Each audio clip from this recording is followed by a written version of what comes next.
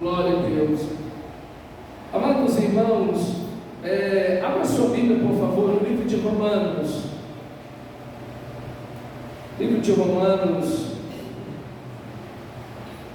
Nós estamos no capítulo 12. Nós começamos na semana passada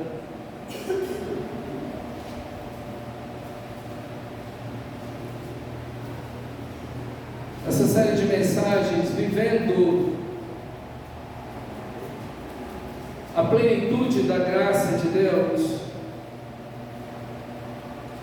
Nós vimos na semana passada como Paulo expõe de uma forma tão tremenda, tão extraordinária, o texto do capítulo 1 de Romanos até o 11, e ele está mostrando a graça de Deus para esta igreja, está revelando para esta igreja essa graça tão preciosa, tão maravilhosa, a graça do nosso bom Deus.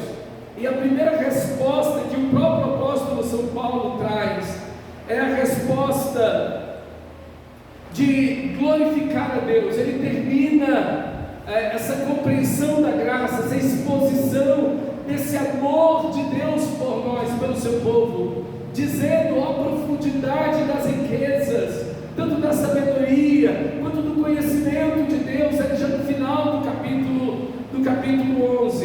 E nós vimos que a primeira resposta à graça de Deus é a gratidão. Quando nós somos gratos a Deus pela sua graça, entendemos a graça de Deus, Cristo na cruz, porque Cristo foi a cruz, a nossa queda, a nossa total incapacidade de buscar a Deus, e é Ele que vem até nós no seu amor, e nos fortalece e nos salva pela sua ação poderosa. Então, essa expressão da graça, de compreender essa graça, essa gratidão, que se revela nesse sacrifício do capítulo 12, que é justamente você não pode desconectar um capítulo do outro. Na realidade, é um ponto só, um pensamento só. A resposta dessa gratidão é oferecer a nossa vida em sacrifício vivo, santo e agradável a Deus. Nós não nos entregamos aos pedaços para Deus, não nos entregamos em partes para Deus. Não, essa área da minha vida é para Deus, essa aqui não é, isso aqui eu entrego, isso aqui não. Não, é toda a nossa vida. E veja o texto sagrado do capítulo 12, ele diz que nós nos ofertamos a Deus, não ofertamos algo para Deus simplesmente, não entregamos algo para Deus, mas entregamos a nós mesmos. Por isso que a NBI vai traduzir essa entrega de si mesmo, não apenas o corpo, como naturalmente se traduz, mas entregar-se completamente, totalmente, sem volta. Porque quando você entrega um animal no altar, e ele no Antigo Testamento era sacrificado, aquilo era irreversível, não havia um retorno, não havia volta.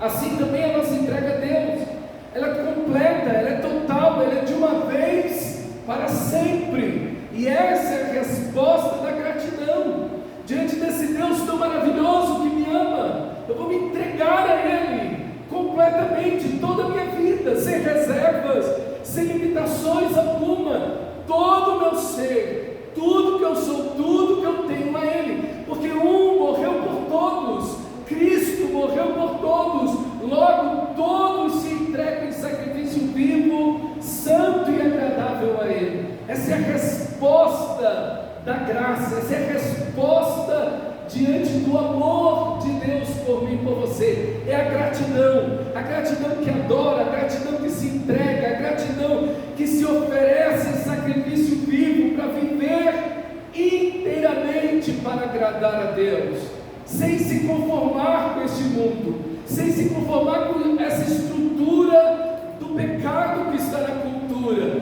Pelo contrário, permitindo que o Espírito Santo venha nos transformar, porque essa ideia desse verbo transformai-vos, na realidade o verbo está na voz passiva, é Deus que está agindo, é Deus que está transformando você. Você se une a Deus nessa transformação da sua mente, na renovação da sua mente. O cristão, ele vai se parecer com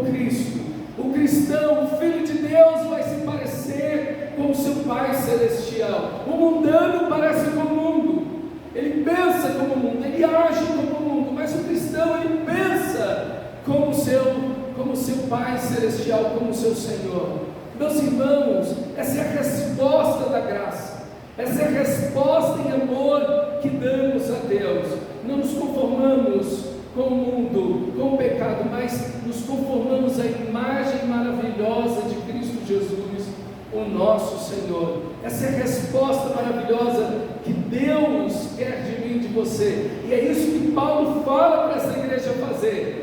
Nós agradecemos a Deus diante de todo o amor e ofertamos a nossa vida, não nos conformando com esse mundo, mas sendo parecido cada vez mais, sendo transformado, como Paulo vai dizer aos Colossenses, de glória em glória. Quanto mais tempo de vida cristã, mais glória sobre nós, e quanto mais glória de Deus em nós, quanto mais a ação do Espírito de Deus em nós, mais parecidos com Cristo Jesus estamos.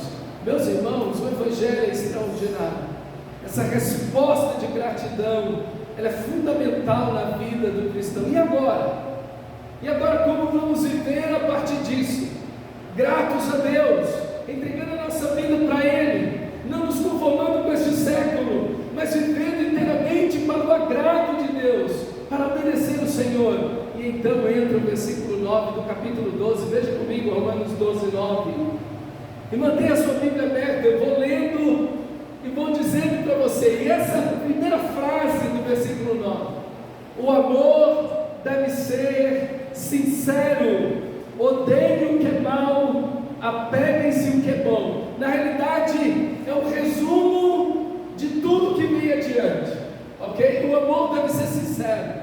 E quando você olha o capítulo 5 do livro de Romanos, você vai ver que o amor de Deus é derramado em nossos corações pelo Espírito Santo que nos foi dado. Esse amor que nós não temos, esse agape que o texto sagrado está dizendo aqui, esse amor que não é um amor humano, esse amor que não é um amor que uma mãe ou um pai sentem pelo seu filho naturalmente, que em grego vai ser traduzido por storge ou filéu, esse amor da companhia, do relacionamento, que é um amor humano. Esse amor aqui é um amor divino, é um amor, é a palavra usada pelos cristãos dos primeiros séculos para descrever esse amor que Deus tem, esse amor perfeito que Deus tem pelo seu povo, e que o seu povo agora se alimenta desse amor. O seu povo agora não tem esse amor, mas recebe do próprio Deus.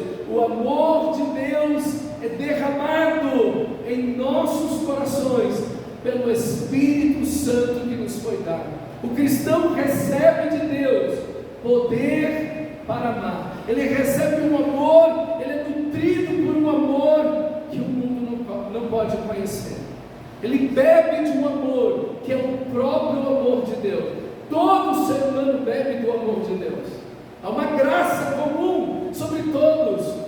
O sol nasce, a chuva cai, Deus enche de pulmão os nossos corações, os nossos pulmões de ar. Deus abençoa a todo ser humano, mas os seus filhos Ele nutre com amor, de forma muito, muito especial, que é esse amor de Deus. E esse amor nos capacita a viver como Deus nesse mundo. Ninguém pode viver isso aqui, que o texto vai seguir, a não ser pelo Espírito Santo, a não ser pela capacitação do Espírito de Deus. É totalmente inútil, frustrante, falho tentarmos viver o que as Escrituras Sagradas nos mandam, nesse texto ou em qualquer outro texto, a não ser sob o poder do Espírito Santo. O Espírito de Deus capacita, como Jesus disse, mas recebereis poder ao descer sobre vós o Espírito Santo. Esse poder que nos capacita a viver, a amar como Jesus, a ser como Jesus, a vencer o pecado no coração e de forma externa, a estar no mundo e não ser do mundo.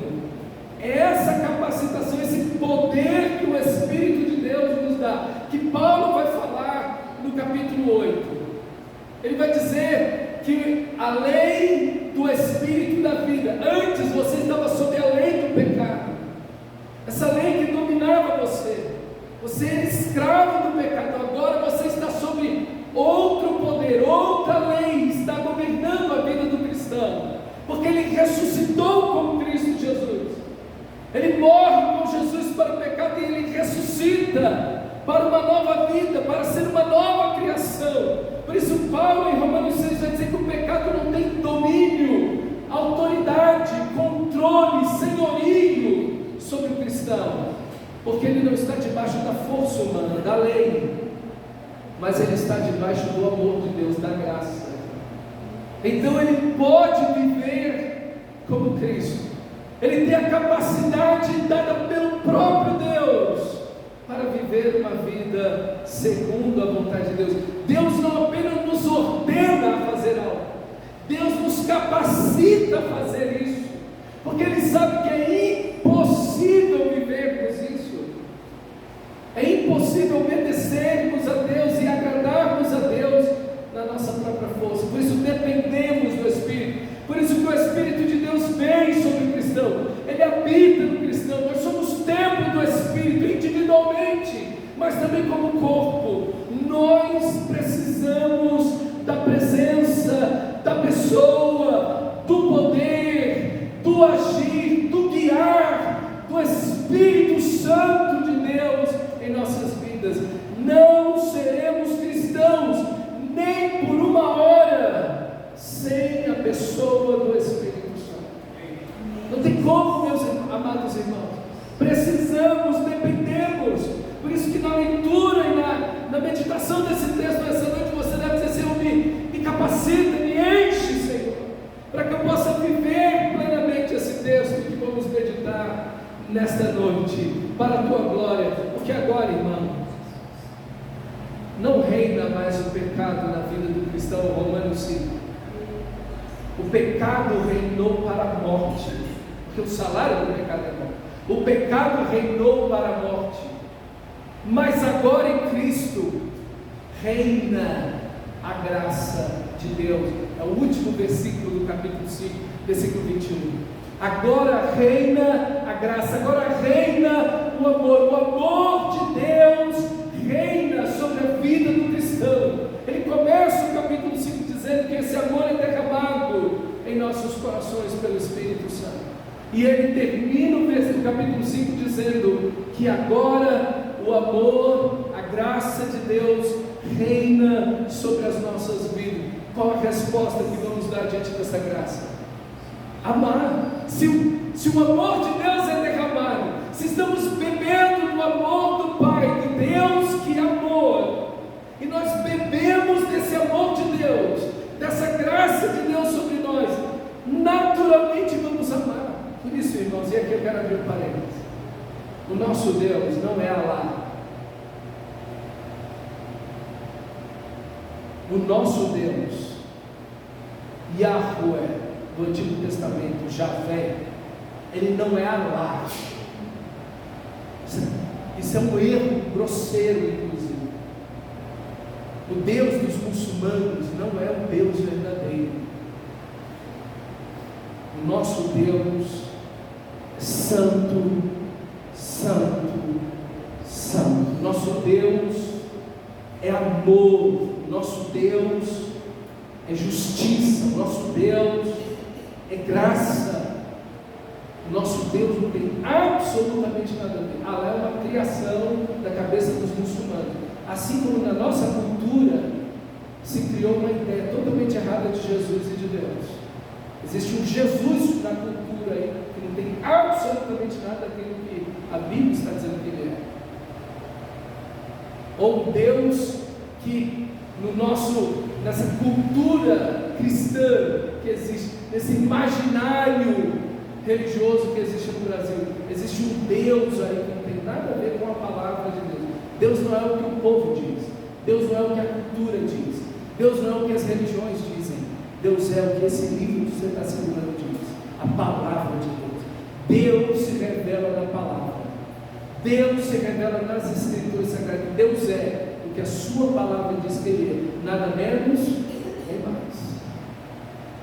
Então, meu amado irmão, nós precisamos ser e viver como nosso Santo Deus, Por isso que ele diz: sede santos, que eu sou santo, diz o Senhor. E esse Deus de amor, que derrama esse amor em nós, nos chama a amar. Olha o versículo 9, capítulo 12, versículo 9. O amor deve ser sincero, isso é verdadeiro. Ele não pode usar máscaras, ele não pode ser hipócrita, ele não pode ser falso, dualista. O amor deve ser sincero. E a primeira característica de um amor sincero, do amor de Deus, do verdadeiro amor, do amor que nasce de Deus e que vem de Deus para o coração do cristão, dos seus filhos, é justamente isso: odeiem o que é mau, apeguem-se ao que é bom. Deus é luz e não há nele treva alguma. A primeira característica do verdadeiro amor, irmão, é que o amor odeia o que é mau. O amor não tolera a imoralidade. Esse amor que tudo supera, o amor que tudo suporta, de 1 Coríntios capítulo 13, no mesmo capítulo, diz que o amor não suporta o imoral, a imoralidade, aquilo que é errado. Meus irmãos, o texto sagrado está dizendo: odeiem o que é mau. O amor, ele é ativo em relação às trevas. Ele diz: não, as trevas não, luz sim. Deus é luz e não há nele treva alguma. Não há em Deus nenhuma maldade, não há em Deus nenhuma injustiça, não há em Deus nenhum erro, nenhuma falha, absolutamente. O amor de Deus é sincero, é verdadeiro, é correto, não há máscaras, não há trevas no amor de Deus. Apeguem-se o que é bom. E aqui está a atitude que nós devemos ter. Nós devemos odiar aquilo que é errado, aquilo que é mal, mas devemos abraçar, agarrar, nos apegar, colar a nossa vida, trazer para junto de nós aquilo que é bom. E ele vai descrever no próprio texto aquilo que é bom. Dediquem-se, diz o versículo 10, uns aos outros com amor fraternal, preferindo dar honra aos outros mais do que a você. Dediquem-se uns aos outros. Uma coisa extraordinária do amor de Deus é que o amor de Deus, ele não é egoísta. É lindo isso, porque Deus, ele se importa conosco. Deus, ele vem até nós. Deus entregou o seu Filho. Deus amou o mundo de tal maneira que deu o seu único Filho. Veja, o texto me chama a nos dedicar uns aos outros com amor fraternal. Esse amor de irmãos, de sermos da mesma família, de nos dedicarmos uns aos outros. Nós vivemos na cultura, meus irmãos, do hiperindividualismo, do egoísmo absoluto, de pensar em si, de si para si mesmo, de ser egoísta cada vez mais, de querer as coisas e pensar e colocar-se sempre em primeiro lugar. Mas quando nós olhamos o verdadeiro amor, o amor não busca os seus próprios interesses. O amor de Deus se dedica aos outros em amor fraternal. Como Deus se dedicou por mim e por você, como Cristo se dedicou por cada um de nós, como Deus se dedica a uma humanidade caída. Veja, a humanidade está revoltada contra Deus, rebelada contra Deus, e Deus se dedica. Deus traz chuva, Deus abençoa, Deus continua criando e recriando a sua criação, vez tras vez. Meus irmãos, que Deus bondoso, que Deus maravilhoso. Querido, deixe o egoísmo. A cultura tem dito para você: seja egoísta, pense em você mesmo, coloque-se em primeiro lugar. A Bíblia está dizendo não, dedique-se uns aos outros com amor fraternal. É uma dedicação que busca o outro. O amor não busca si mesmo, ele busca o outro, ele pensa no outro, ele vê o outro, ele enxerga o outro, preferindo dar honra aos outros mais do que a vocês mesmos. Essa ideia de dar honra, de levar em alto preço a outra pessoa, essa ideia de você valorizar o outro, aquela pessoa, o próximo, amarás o teu próximo como a ti mesmo. Essa máxima cristã, ela está sendo levada aqui no sentido de você valorizar o outro, de você ter o outro em autoestima, sabendo que o outro, que o irmão amado, que a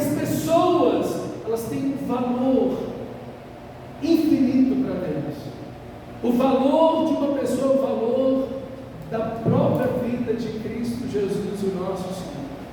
Meus irmãos, o Evangelho, ele coloca peso, ele coloca importância à vida humana, da criança, do adolescente, do jovem, da mulher.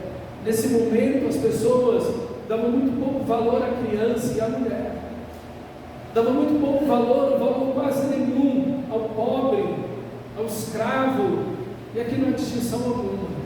Você vê esse amor que alcança todos, esse amor que não coloca classes, que não separa, que não divide, que não agrupa pessoas. Não, esse amor que dá importância, que dá honra a todos, da mesma forma que valoriza a vida humana.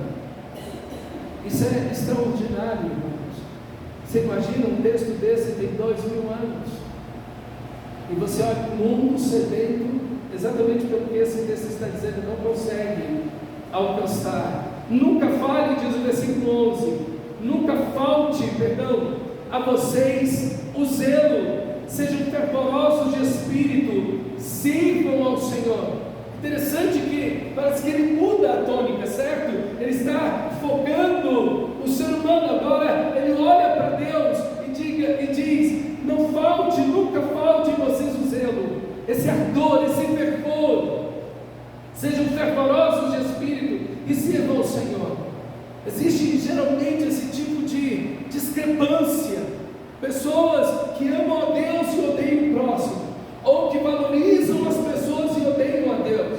Não, na Bíblia isso está em sincronia, e na Bíblia, nas Escrituras, no Evangelho, não existe essa discrepância, esse abismo entre amar a Deus e o próximo, entre servir a Deus com zelo, com paixão, e assim que se serve a Deus, e amar o próximo, e valorizar e honrar o próximo, e tê-lo em autoestima, mais do que a mim mesmo. Esse é o texto sagrado que nos mostra que não existe esse abismo, mas existe esse ponto igual, onde amamos a Deus, somos zelosos de Deus, e o verdadeiro amor por Deus é zeloso dele. Quem ama de fato a Deus não consegue servi-lo relaxadamente. Quem ama de fato a Deus não consegue fazer as coisas para Deus de qualquer maneira, mal feito. Não, meus irmãos, o texto sagrado diz que nós devemos ser fervorosos de espírito. O nosso coração deve estar em ebulição por Deus. Nós devemos servir ao Senhor com esse coração ardente, apaixonante, cheio de amor, de zelo, fazendo o melhor para Deus, nos mínimos detalhes. Se vamos servir o Senhor, vamos servi-lo de todo o coração, porque vamos amá-lo de todo o coração, porque Ele foi de todo o coração àquela cruz. O ponto do amor a Deus, o ponto do amor a Deus é a cruz de Cristo. Quando você pensa em servir a Deus, o seu ponto focal deve ser a cruz, e o que Cristo fez na cruz por você.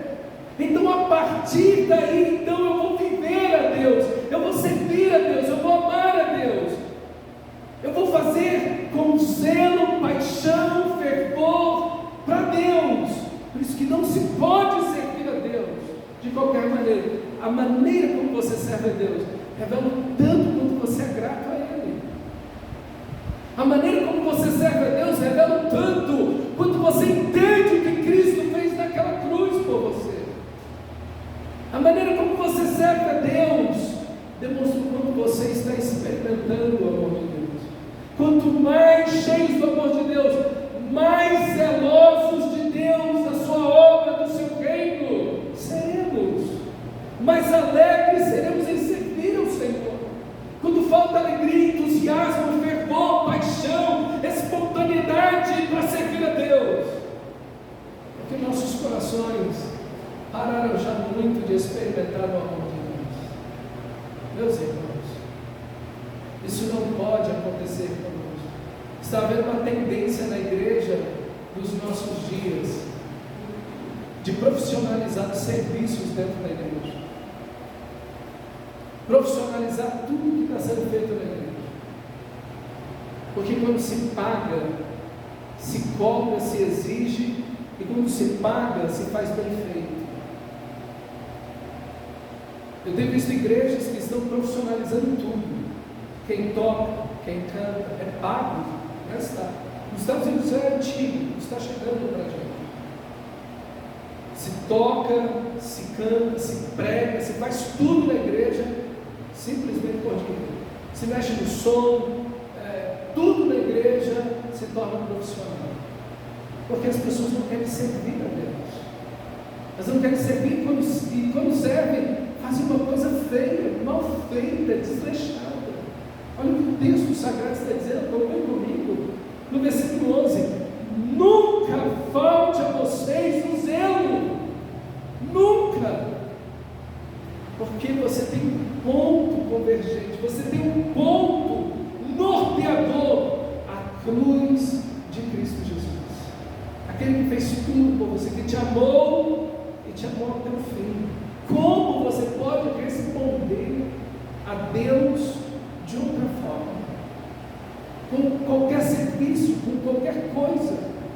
Não, lembra, acabamos de ler, a nossa vida em sacrifício vivo, santo e agradável a Deus, que é o nosso culto racional, espiritual, a nossa vida inteira para Ele, sem limites e reservas, em completo amor e paixão por Deus. É assim que servimos a Deus. Deus não merece menos, meus amados. Deus não merece menos. Você não pode entregar menos para Deus. Não pode. Isso é inaceitável. Inaceitável. Por isso que Jesus, quando está no templo, ele vê aquilo que está acontecendo. O zelo da casa do Senhor me consome. Ele vira as mesas. Ele até bate algumas pessoas lá com chicote. Às vezes a gente está precisando, nossa. Não é não? Sim ou não? Às vezes a gente está precisando daquela. Ei, cristão, calma aí. Olha para a cruz. Olha para a cruz. Você não pode fazer isso. Ele te amou, você não pode deixar de amá-lo. E o nosso serviço, irmão, é o nosso amor por Deus. A nossa dedicação, o nosso empenho, o melhor que fazemos. A gente não pode fazer de qualquer jeito, que a gente está fazendo para aquele que nos amou. Então a gente não pode servir a Deus de qualquer maneira. Amém, meus amados irmãos? E por favor, faça isso por amor. Não faça por obrigação, porque o pastor está vendo, ou porque alguém vai te elogiar. Não! Esse é o motivo errado. Está errado do mesmo jeito. O nosso serviço tem um único ponto: uma expressão de amor àquele que nos amou até o fim. É esse o nosso serviço. É agradar a Deus, é amar a Deus, é expressar gratidão ao nosso bom Deus. Tudo em nós deve partir exatamente desse amor por Deus e para Deus.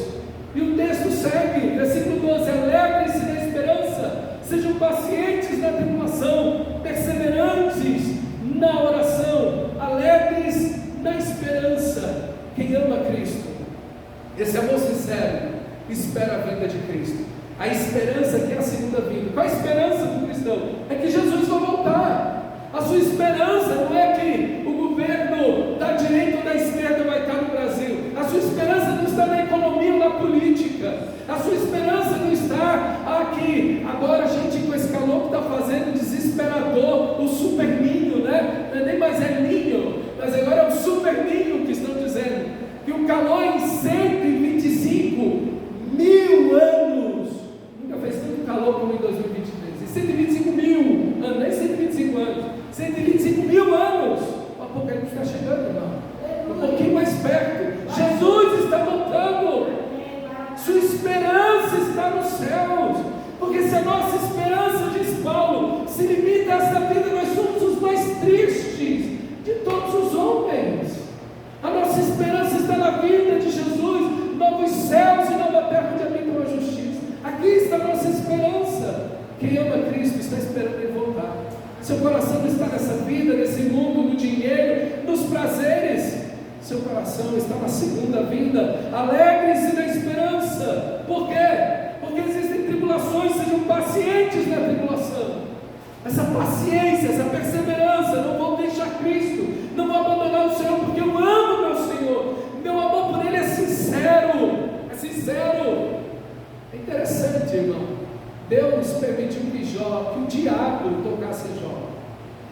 Porque a grande pergunta do diabo para Deus, a teu respeito, é o seguinte: por que ele está te servindo? O diabo pergunta isso para ele: por que ele está te servindo? É porque tu está dando dinheiro para ele, é porque tu está abençoando ele. Tira o que ele tem, que ele vai deixar você. Não foi isso que o diabo falou para Deus em relação a Jó? Ele te serve porque o Senhor o abençoou. Ele é o homem mais rico do Oriente, é o homem mais rico da terra naquele momento. É por isso que ele está te servindo. Tira o que ele tem, e você vai ver que ele vai blasfemar na tua face assim. Vai lá e tira tudo que ele tem. Deus deu, Deus tomou. Bendito seja o nome do Senhor. Você viu? Não é por dinheiro que ele me serve, não. Senhor, olho por olho, carne por carne, saúde é tudo que o ser humano tem. Deixa eu tocar só não mata. E aí, imagina o diabo pensando em doença. Peste já é ruim, o próprio mal, pensando na doença absoluta, cobriu ele da cabeça a planta do pé de doença. Bichos saindo de Jó, os bichos saindo dele. O próprio texto de Jó diz isso. Ele estava apodrecido, não tem nada nele que não tivesse apodrecido, do pé à cabeça. E a mulher dele diz: blasfema a Deus e morre. Tu fala como uma louca. Recebemos o bem de Deus, não vamos receber o mal. E nisso Jó não blasfemou. Você está servindo a Deus pelo quê? Por saúde, dinheiro, bênçãos. Pacientes na tribulação, resilientes. Eu achei interessante o que William Barclay disse a respeito de resiliência. Ele disse: resiliência não é simplesmente suportar o sofrimento, mas é fazer glória para Deus. É que Deus seja glorificado no sofrimento, é que Deus seja exaltado no meio do sofrimento. Irmãos, é interessante isso. E em tudo isso, Jó não blasfemou. Que Deus possa nos dar um coração apaixonado por Ele. Que não sirvamos simplesmente porque temos alguma coisa ou queremos alguma coisa dele, mas porque o amamos de coração. E não importa qual a situação, nunca te deixaremos, Senhor. Nunca, Senhor, abandonaremos o Senhor. Porque te amamos sinceramente, de todo o nosso coração.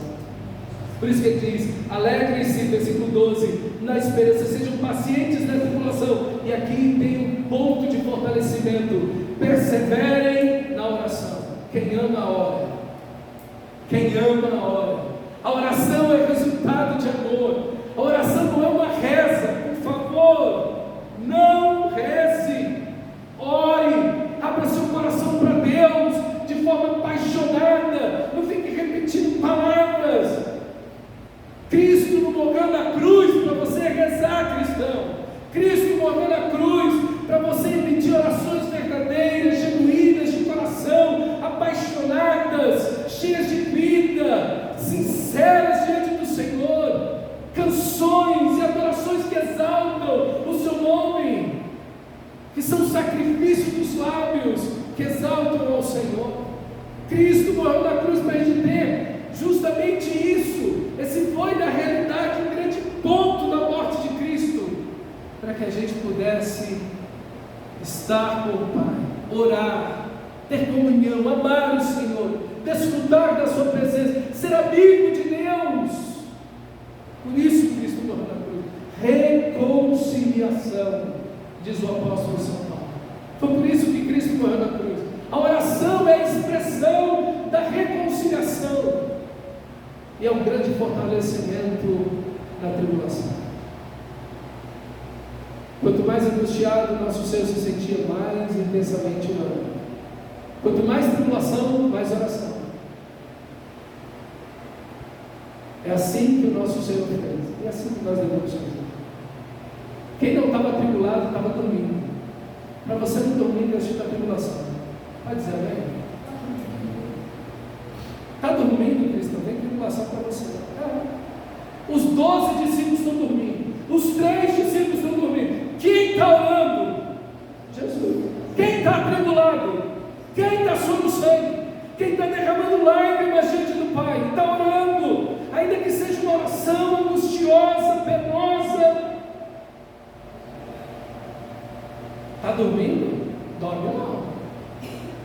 Dorme não, porque senão vem tribulação. Você poder orar. Buscar o Senhor. Porque quando nós dormimos, como disse Jesus, aí vem o maligno e ele nada tem medo. A hora das trevas chegou e vocês estão dormindo, quando deveriam estar, como Jesus disse, ficai comigo, vigiai e orai, para que não entreis, como eles estavam dormindo, entraram em tentação. Todo mundo fugiu. Pedro negou a Jesus. Como Deus não quer que você fuja nem negue, então você ora, você busca Jesus de coração, paixão, alegria, amor, não por pressão não, mas se vai na pressão, se for de outro jeito, você decide como é que você vai ver, mas você fica firme na oração. A oração precisa de perseverança, insistência, continuidade, ok? Perseverantes na oração. Compartilhe o que vocês têm com os santos e suas necessidades. Pratique a hospitalidade. O amor é isso, o amor é prático. O amor vem no outro, pensa no outro, analisa a vida do outro. Às vezes o irmão pode estar em uma angústia, uma necessidade, e você está observando ali nesse tempo uma necessidade. E se tem, você se aproxima, irmão, como é que você está? Está bem? Está precisando de alguma coisa? Você olha pela pessoa. Você não está pensando apenas em si mesmo. O amor divide o que tem. Amor divide o que tem. Esse é o verdadeiro amor, ok? Abençoe aqueles que os perseguem, versículo 14. Abençoe, não os amaldiçoe. Irmão, você não pragueja não. Você não roga a maldição não. Está vendo que não pode? Olha aí o texto. Quem ama, não pragueja. Quem ama, não xinga. Olha o texto aqui para mim. Abençoe aqueles que os perseguem. Tem alguém te perseguindo? Tem alguém te resistindo? Tem alguém indo contra você? O que você deve fazer? Reclamar dessa pessoa, murmurar dessa pessoa, falar para outras pessoas dessa pessoa? O que você tem que fazer? O que o texto diz? Abençoe aqueles que os perseguem. Novamente ele diz: abençoe, não os amaldiçoe. Você não foi chamado para xingar ninguém, para amaldiçoar ninguém. Você foi chamado para quê? Para abençoar. Para abençoar. Foi aí que você foi chamado, para abençoar as pessoas. Mas está me perseguindo, abençoa. Mas está falando mal de mim, abençoa. Vai falar mal da pessoa, vai ficar igual a ela. Vai se tornar aquilo que você odeia. Que é geralmente isso que acontece. Eu odeio tal atitude, eu odeio tal situação. Está lá tu fazendo a mesma coisa que você odeia. Deus te chamou para o quê? Dá o texto de novo, versículo 14, que diz: abençoe os que nos perseguem, abençoai, não amaldiçoeis. Você pode dizer amém? Amém. Então abençoa, filho. Abençoa. Está falando mal de você, fala bem dessa pessoa.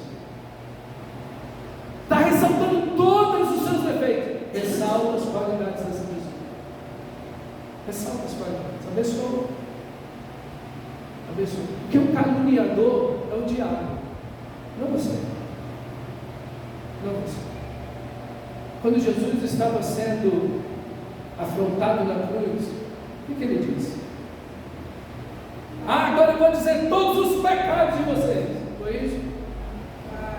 Pai, perdoa porque eles não sabem. Valeu.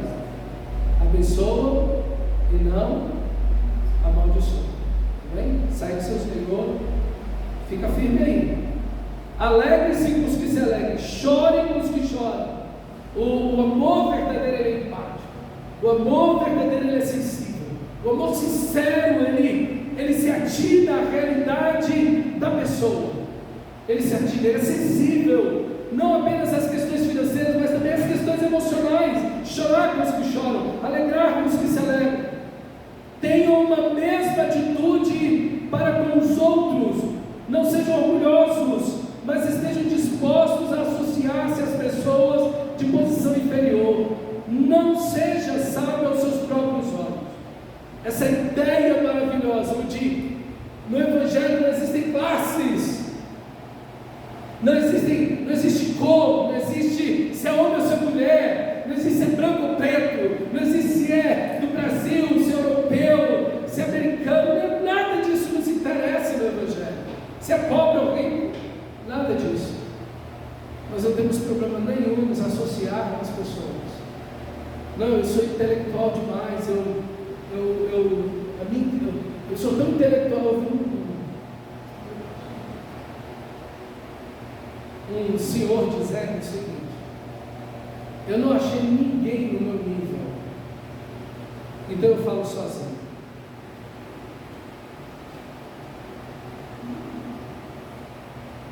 Irmãos, por favor, isso não cabe no Evangelho.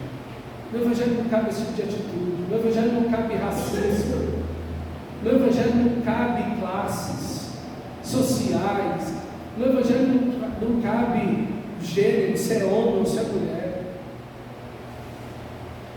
Todos nós somos um em Cristo Jesus, todos, sem diferença alguma, sem orgulho, sem superioridade, nada disso.